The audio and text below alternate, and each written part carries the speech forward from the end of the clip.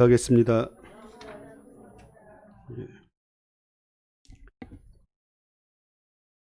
이제 대림절 이제 세 번째 오늘 주입니다. 다음 주면 이제 성탄주일로 지키고 이제 성탄절이 있습니다. 우리가 주님을 기다리는 세대로서 이제 우리가 계속해서 대림절에 맞는 그런 말씀을 나누고 있습니다. 오늘 제목은 데려간 자와 버린 자에 대한 말씀과 함께 은혜를 나누고자 합니다. 우리가 읽은 말씀 마태복음 24장을 거기다 그 제목을 붙인다면 종말장이라고 이름할 수 있습니다. 앞으로 다가올 세상의 그 멸망의 시점에서 일어나게 될 사건들을 기록하고 있는 것이 바로 마태복음 24장의 말씀입니다. 거기에 보면 자칭 그리스도라 칭하는 거짓 선지자들이 나타날 것이다 라고 말씀하고 있습니다. 또한 민족과 민족 간에 전쟁과 난리가 있을 것이다. 기근과 지진이 있을 것이다 라고 말씀하고 있습니다. 또한 그리스도인에 대한 박해와 그 죽임이 있을 것이다. 믿는 자들이 실족해서 교회 내에서 또 서로 고발하고 서로 미워하는 일이 있을 것이다 라고 말씀하고 있습니다. 또 많은 거짓 선지자들이 많은 사람을 미혹하게 될 것이다 말씀하고 있습니다. 또 불법이 판을 치고 사랑이 식게 될 것이다 라고 말씀하고 있습니다. 또한 거기서 또 이제 15절에서 28절까지 말씀을 보면 또 뭐라고 기록했냐면 큰 환란이 일어나는데 또 큰 표적과 기사를 일으키는 거짓 선지자들이 미혹하게 될 것이다 라고 더 덧붙여서 말씀하고 있습니다.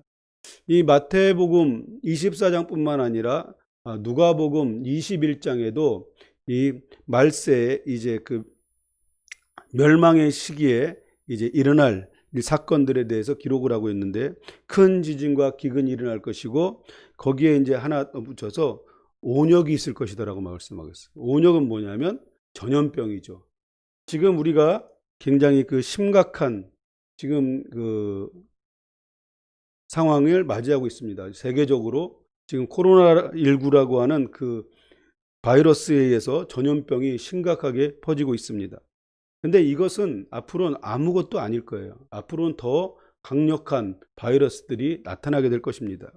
왜 그것을 그 과학자들이 그렇게 진단을 하냐면 지금 온난화 현상을 통해서 그동안 얼었던 그 빙하들이 녹으면서 말미암아 그동안에 그 안에서 죽어있던 바이러스들이 나타나기 시작한다는 거예요.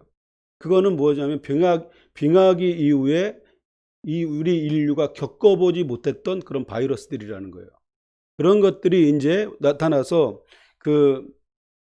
우리 인간에게 전염되어졌을 때 그것은 백신을 하나 개발하는데 오랜 시간이 걸리지 않습니까? 수많은 바이러스들을 퇴치할 수 있는 그런 능력이 빨리빨리 백신을 개발할 수가 없다는 거예요.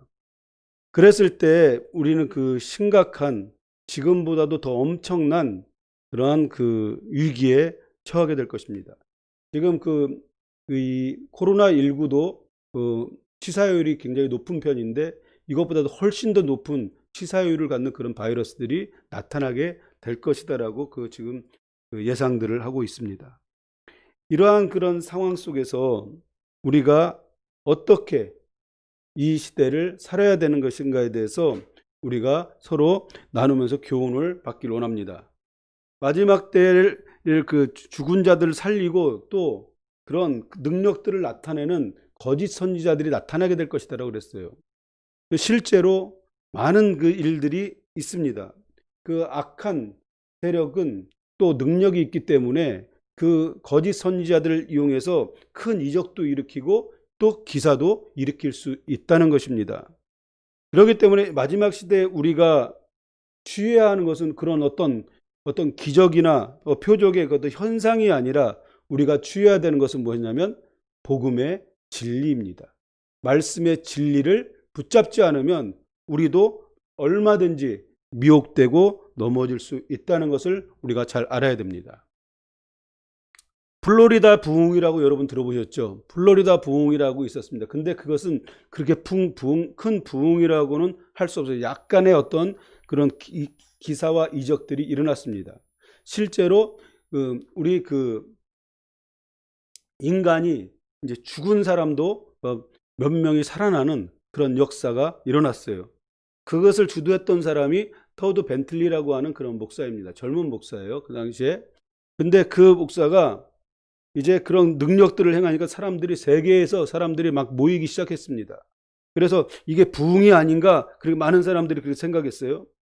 근데 처음엔 그렇게 됐을지 모르겠지만, 갑자기 그 토드 벤틀리가 온몸에 문신을 하기 시작하는 거예요. 처음엔 조금 있다가 온몸에 다 문신을 하기 시작하는 거예요. 그러면서 하는 얘기가 뭐냐면 성령님께서 문신을 하라고 그랬다는 거예요. 뭔가 잘못된 거죠. 성령님이 왜 문신을 하라고 그러겠어요? 성령님은 그런 분이 아니시잖아요. 근데 지금 뭔가 쉬운 거예요. 근데도 어떤 그런 능력들은 나타나는 거예요.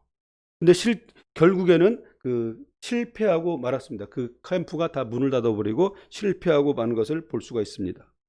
마지막 때에는 그거보다 더 강력한 거짓 선지자들이 나타납니다. 마지막 때는 어떻게 됐냐면 하늘의 불을 끌어내린다고 그랬어요. 사용한다고 그랬어요. 그 정도로 강력한 그런 능력을 나타내는 사람들이 있게 될 것입니다. 그러나 우리에게 있어서 우리가 붙잡아야 될 것은 진짜 강력한 힘은 어디에 있냐면 잠깐 눈으로 보여지는 그런 현상이 아니라 우리를 변화시키고 우리를 구원시키는 진리의 말씀이라는 것입니다.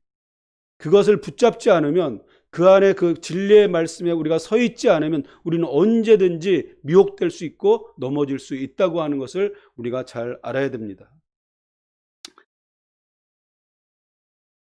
마지막 때엔 진리를 붙잡고 진리의 말씀에 쫓아서 진리에 서야 됩니다. 우리 신앙생활에 있어서 무엇보다도 중요한 것은 이 진리의 말씀입니다. 말씀이 제대로 서 있지 않으면 우리의 신앙은 사상누각에 불과합니다. 뭔가 화려하고 뭔가 신앙생활 잘하는 것 같지만 정말 그 말씀, 진리의 말씀이 그를 붙잡고 있지 않으면 그 믿음이, 그의 믿음이 그 말씀에 기초가 되지 않는다면 그 사람은 언제든지 넘어질 수 있는 그러한 것들을 가능성을 가지고 있다고 할 수가 있습니다. 그래서 우리가 말씀 안에 서 있어야 되고 또한 성령 안에서 깨어서 근신하면서 기도하지 않으면 우리가 미혹될 수밖에 없고 결국엔 넘어질 수밖에 없다고 하는 것을 잘 알아야 됩니다. 주님이 오시는 그날은 누구도 알 수가 없습니다. 도적같이 어느 시기에 반드시 그 도적같이 오신다고 말씀하고 있습니다. 도적같이 온다라고 하는 것은 우리가 예상하지 못한 그 시기에 바로 예수님이 재림하신다고 말씀하시는 것입니다. 그래서 오늘 읽은 말씀에 보니까 마태복음 24장 36절에 뭐라고 말씀하고 있습니까? 그날과 그때는 아무도 모르나니 하늘의 천사도 아들도 모르고 오직 아버지만 아시느니라. 아멘. 그렇습니다. 누구도 모르는 거예요. 하나님 아버지만이 성부 하나님만이 아신다는 거지. 그렇다고 하면 우리가 그것을 알려고 할 필요가 없다는 거예요. 왜냐하면 하나님의 때, 하나님의 시간은 정확하다고 말씀을 드렸잖아요. 하나님의 시간, 어포인트먼트 타임이 있다는 거예요. 예약된 시간, 계약된 시간이 있어요. 하나님이 약속하신 시간이 있기 때문에 그 시간에 맞춰서 주님을, 아들을, 독생자 예수를 보내시겠다고 하는 거예요. 근데 많은 이단들이 어디서 나오냐면 그 시와 때를 자꾸만 알려고 해요. 그래서 자기 멋대로 생각하고 자기 멋대로 그 계산해서 이제 몇 날, 며칠, 몇 시에 오실 것이다라고 막 얘기를 하는 거예요. 이것은 무엇을 의미합니까? 자신이 하나님으로부터 계시를 받았다는 거예요. 그 사람은 어떤 사람이냐면 바로 예수님보다도 더 뛰어난 사람이에요. 왜냐하면 우리 여기 보면 아들도 모른다고 그랬는데 그 사람은 하나님이 직접 가르쳐줘서 그 아들이신 예수님한테도 가르쳐주지 않는 걸 자기한테 가르쳐줬다는 거예요. 그렇기 때문에 어떤 말세를 얘기하는 것은 좋지만 그 주님이 오시는 날을 특정해서 얘기하는 것은 다 이단들입니다. 그것은 알 수가 없어요. 성경에 이미 알 수 없다고 말씀하셨기 때문에 그런 말을 하는 사람은 쫓을 필요가 없습니다. 근데 보면 요즘에 이제 우리가 말세를 살아가다 보니까 유튜브 같은 데서 보면 그렇게 말하는 사람들이 있어요, 실제로. 오늘 중보기도 자료 보셨나요? 앞에 보면 우리 그 국내 뉴스에 보면 인터넷을 통해서 그 우리 믿는 사람들을 미혹하는 것에 대해서 제가 그 써놨어요. 그렇습니다. 지금 이 세대가 얼마나 그 악한 세대냐면 정말 그 자신을 드러내기 위해서 하나님을 이용해서 그렇게 하는 그런 사람들이 많다는 것입니다. 그렇게 되다 보니까 어떻습니까? 어떤 그 악한 거짓 선지자들은 자신이 하나님이 되어버려요, 나중엔.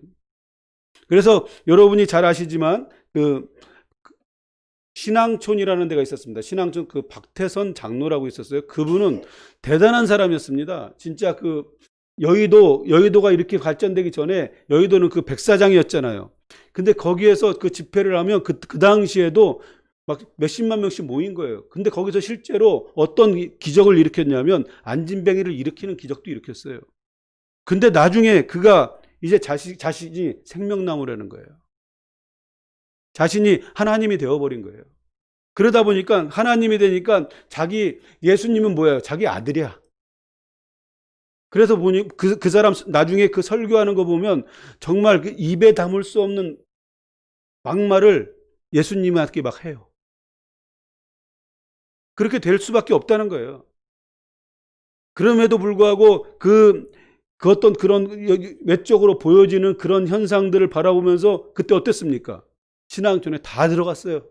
뭐 그 자기 돈이고 뭐고 다 쌀들고 들어갔어요. 아직까지도 그 기다리고 있는 그 할머니들이 있어요. 가끔 가다 보면 신앙촌이라고 해갖고 무슨 가게가 있어요. 아직도.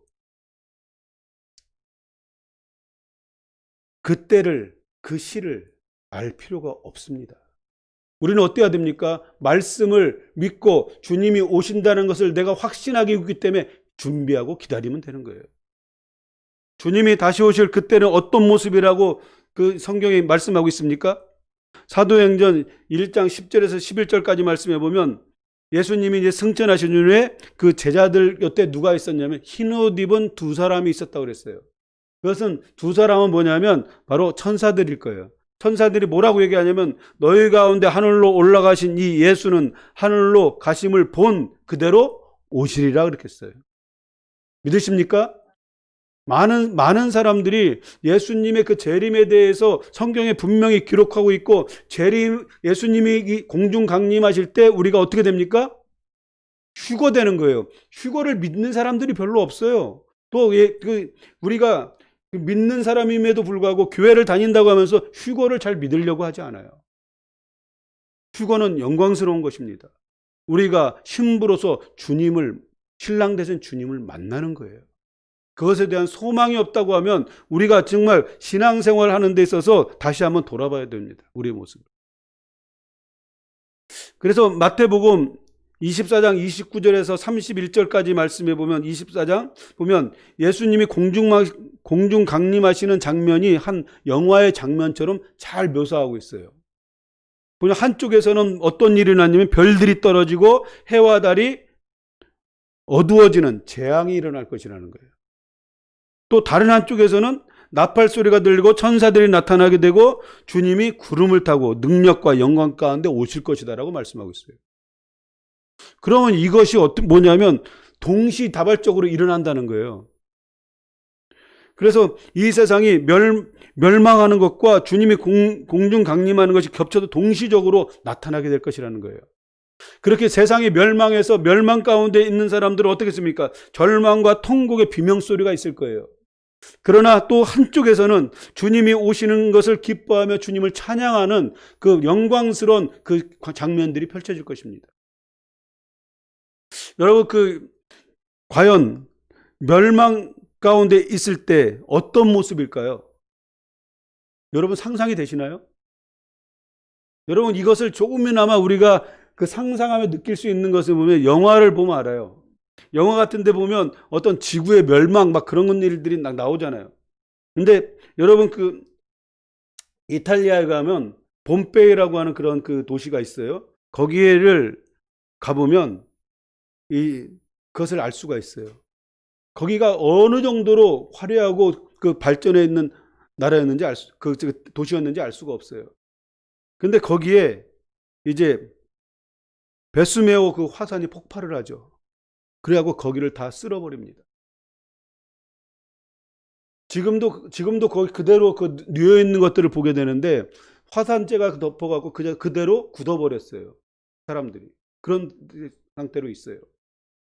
근데 거기에 그 거리를 쭉 보면, 거리에 가보면 이상한 표시들이 있어요.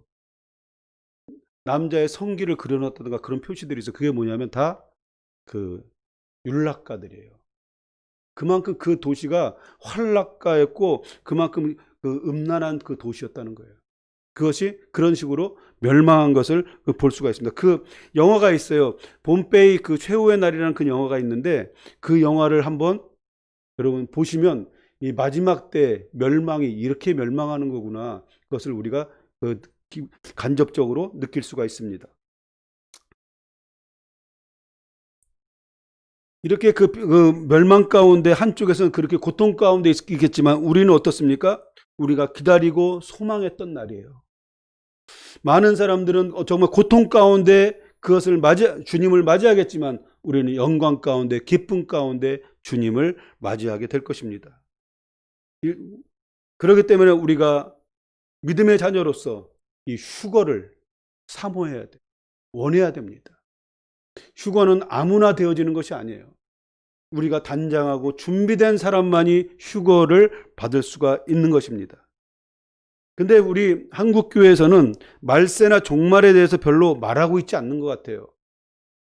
특히 또 휴거에 대해서는 말하기를 굉장히 좀 부담스러워합니다. 목사님들도 그래요. 왜 그러냐면 왜냐면 이 휴거를 잘못 얘기했다가는 구설수에 오르고 또 이 종말 말세에 대해서 잘못 얘기하면 잘못되면 이단으로 또 몰릴 수가 있기 때문에 이 말을 잘 얘기하지 않아요.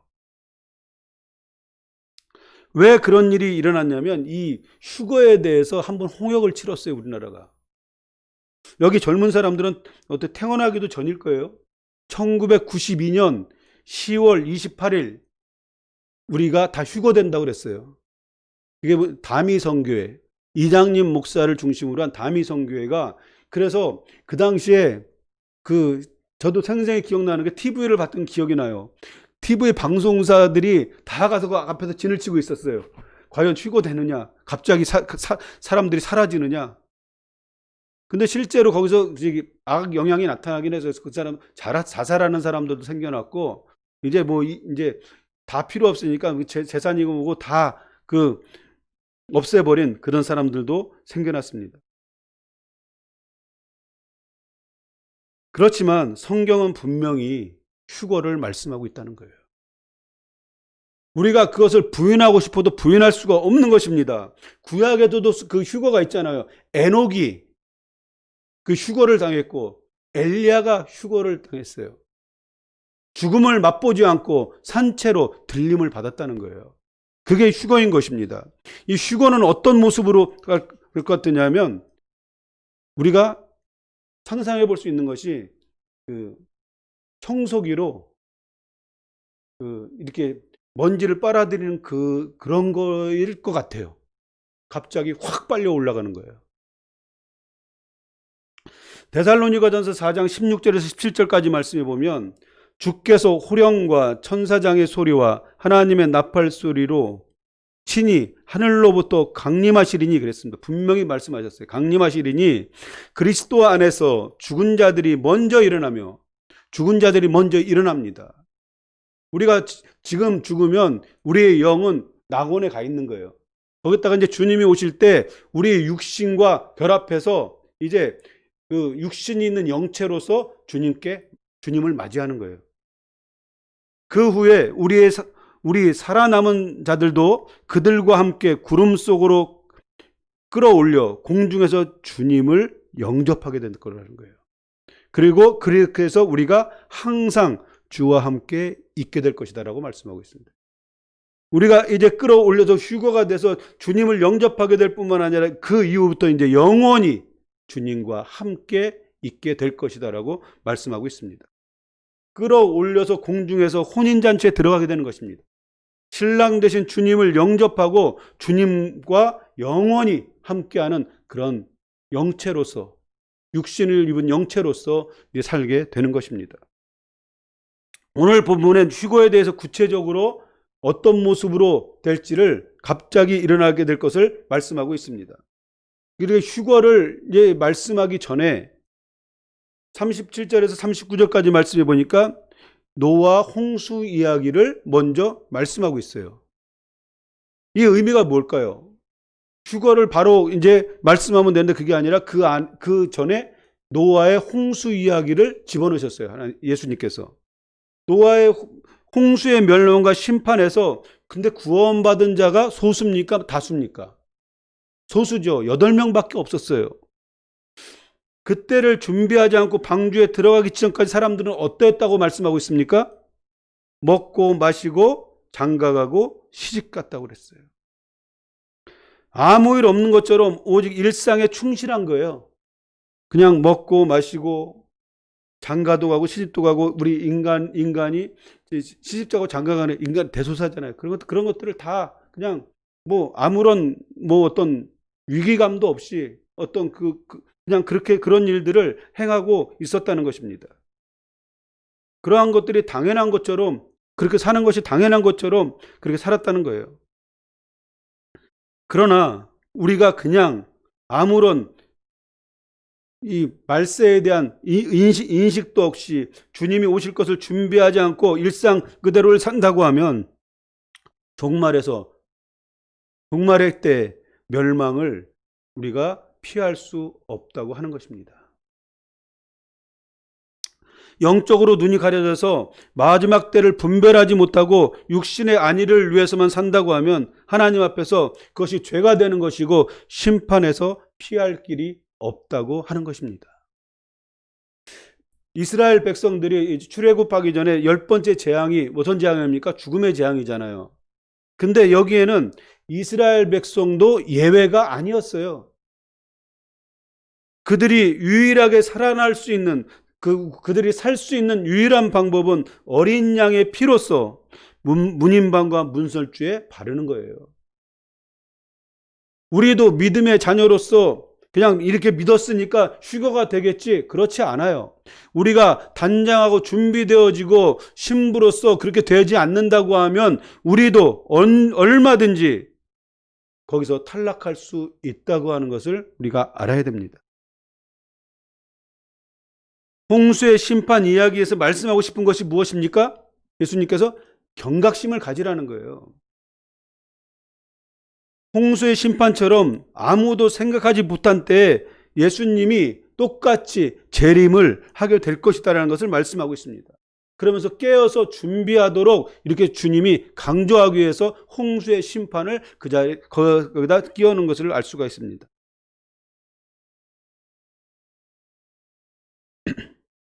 그렇지만 안타까운 것은 우리가 이 시대를 봐도 경과 경각심에 대해서 깨닫고 준비하는 사람도 소수다고 하는 거예요. 이 노아의 홍수 때 그것을 깨닫고 준비한 사람은 소수이듯이 지금 이 시대도 소수라고 하는 것입니다. 다수는 경고를 무시하고 일상생활에 그냥 만족하고 세상을 즐기면서 그 멸망 가운데서 살고 있다라고 하는 것입니다. 40절에서 41절까지 말씀해 보니까 본문엔 휴거가 있기 전에 일상생활에 분주한 사람들의 모습을 기록하고 있습니다. 그리고 두 사람이 밭에서 일을 하고 있다라고 말씀하고 있어요. 이 두 사람은 누굴까요? 아마 남자들일 거예요. 일반적으로 이제 남자들이 밭에 나가서 일을 하니까. 그러면서 밭에서 집안의 가장으로서 식구들을 먹여 살리기 위해서 열심히 일을 하는 거예요.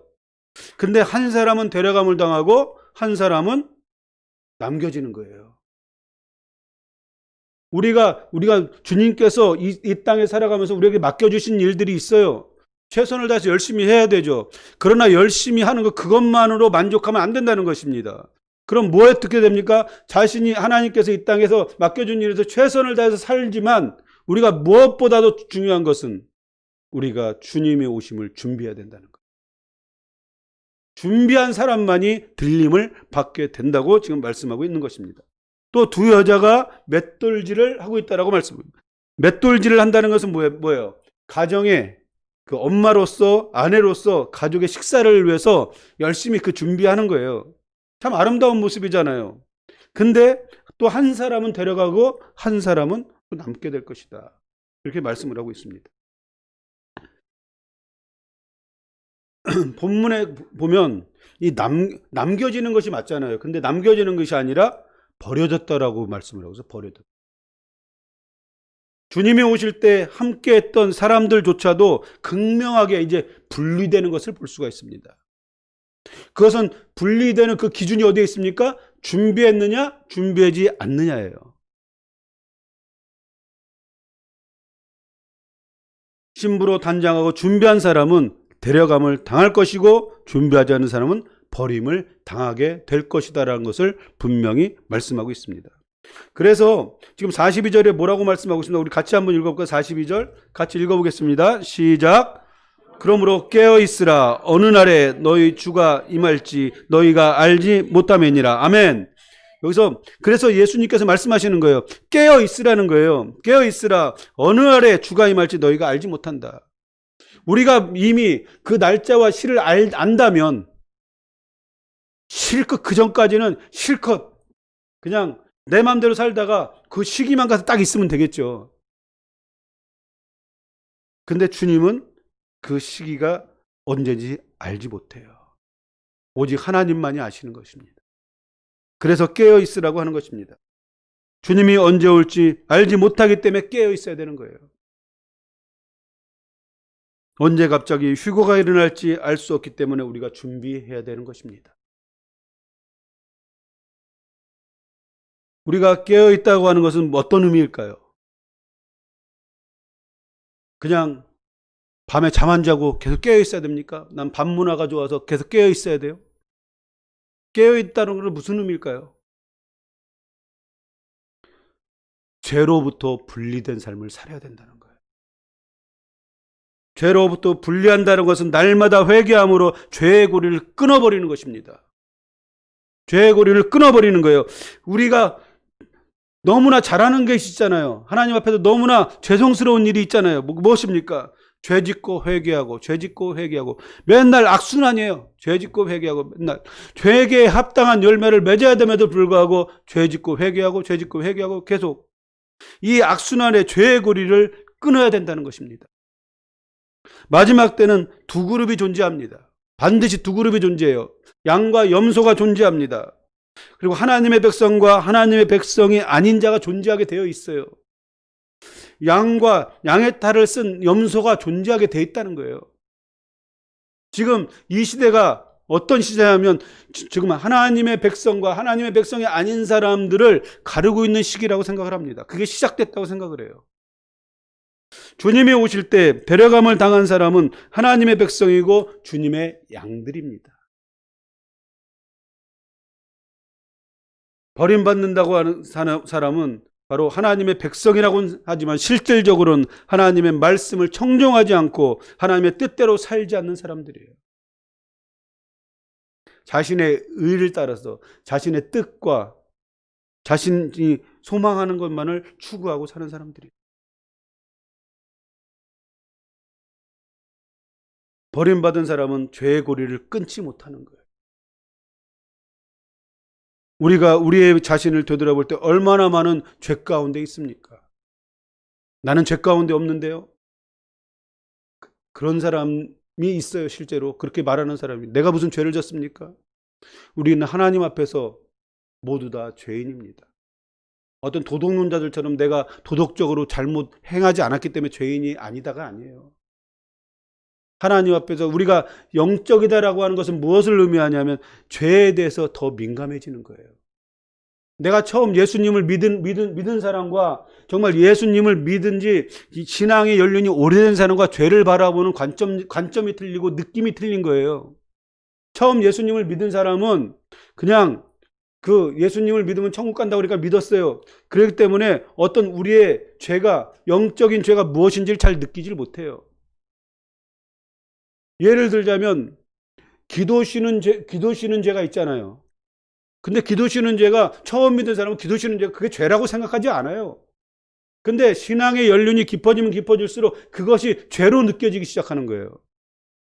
그렇기 때문에 우리는 하나님 앞에서 온전한 사람이었기 때문에 다 죄인이라는 거예요. 그래서 죄의 고리를 끊어야 됨에도 불구하고 죄의 그 고리를 끊지 못하는 것이 무엇입니까? 종교 생활을 하고 있는 거예요. 모든 삶은 자신의 뜻대로 자신이 원하는 대로 다 행하고 있으면서 교회 와서 예배만 드리고 있는 거예요. 죄와 함께 항상 사는 사람들입니다. 결코 구원받을 수 없습니다. 죄의 고리를 끊어야만 합니다. 그럼 이것을 어떻게 끊을 수 있을까요? 우리가 이것을 끊게 하기 위해서, 준비하게 하기 위해서 성령님을 보내주신 거예요. 성령님이 도우심을 통해서 죄의 고리를 끊을 수 있다고 하는 것입니다. 성령님이 우리에게 임하셔서 우리에게 죄를 깨닫게 하시고 죄를 멀리하게 하신다는 거예요. 우리가 어떤 죄의 문화, 어떤 죄의 어떤 세상, 그것이 달콤하게 느껴진다면 우린 끊을 수가 없어요.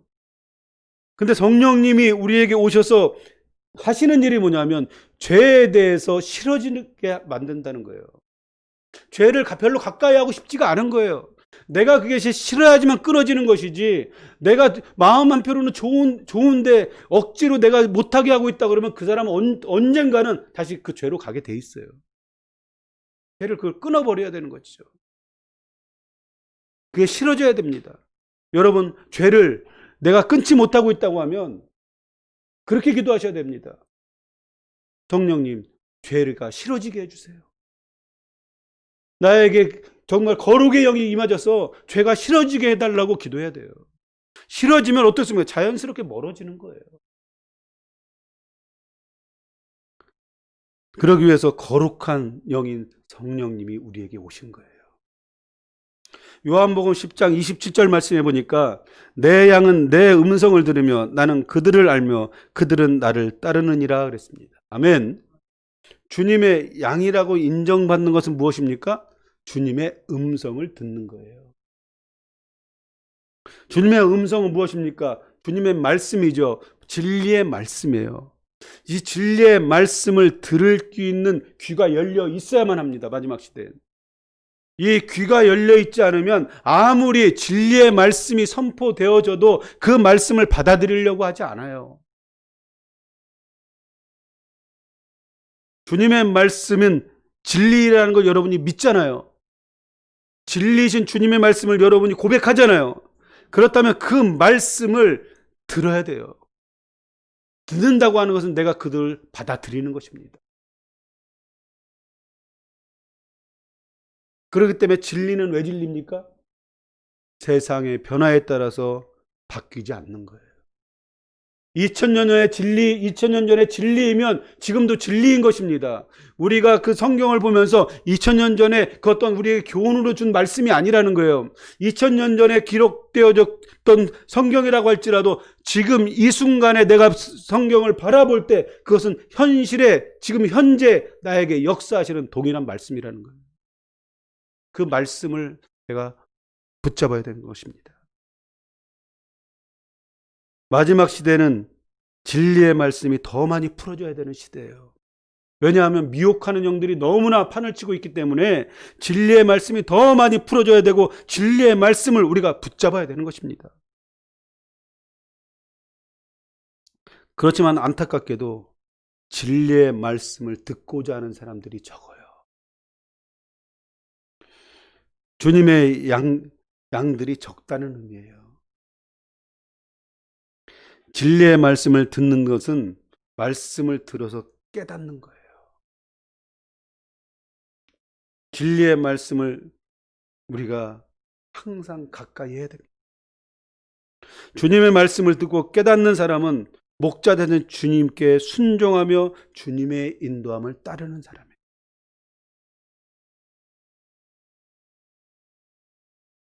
진리의 말씀이 전해져도 그것이 나에게 부담이 되고 내가 받아들일 수 없다고 하면 그것을 받아들이려고 하지 않아요.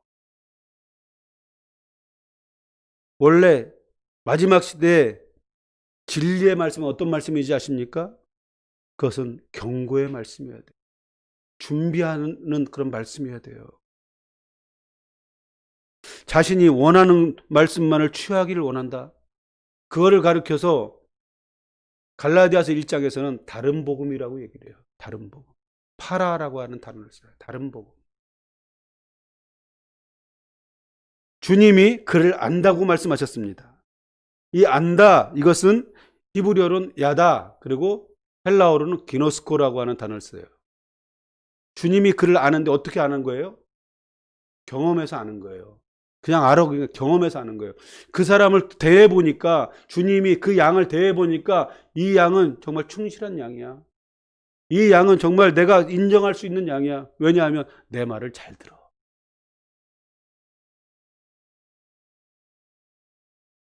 그러면서 주님이 그를 안다고 말씀하시면서 그가 뭐 어떻다고 말씀하고 있습니까? 나를 따르느니라 그랬어요. 따르느니라. 목자가 인정하는 양의 모습은 목자의 말씀에 순종하고 인도함을 가운데 진정한 기쁨과 평안을 누리는 거예요. 휴거가 가까운 마지막 시대에 살고 있습니다. 죄로부터 분리된 경건한 삶을 모두가 살아야 될 줄 믿습니다. 회개하고 돌이켜서 거룩한 삶을 우리가 살아야만 됩니다. 주님이 인정하는 양에게는 너는 나의 것이다라고 성령님을 통해서 인을 치시는 거예요. 성령님을 통해서 인을 치시는 것입니다. 그래, 하나님은 구원받을 백성에게 처음에 심판 전에 뭐를 하시냐면 인을 치셔요. 인을 치신다고 하는 것은 하나님의, 주님의 보호하심이 그에게 있다는 얘기예요. 어떤 악한 것도 그 침범할 수 없도록 인을 치시는 것입니다. 그리고 인을 친 것을 통해서 마지막 심판의 날에 그를 구원하시는 것입니다.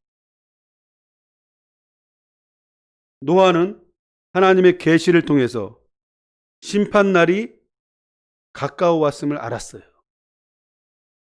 그렇기 때문에 노아는 120년 동안 배를 지으면서 많은 조롱도 받았을 거 아니에요.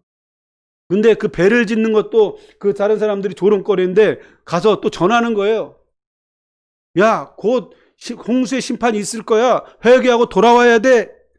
분명히 그렇게 외쳤을 거예요. 주님께서 부르셨기 때문에 부르심에 대한 사명감을 갖고 정말 다른 한 사람이라도 정말 그 구원받게 하기 위해서 그렇게 노력을 했을 것입니다. 마찬가지입니다.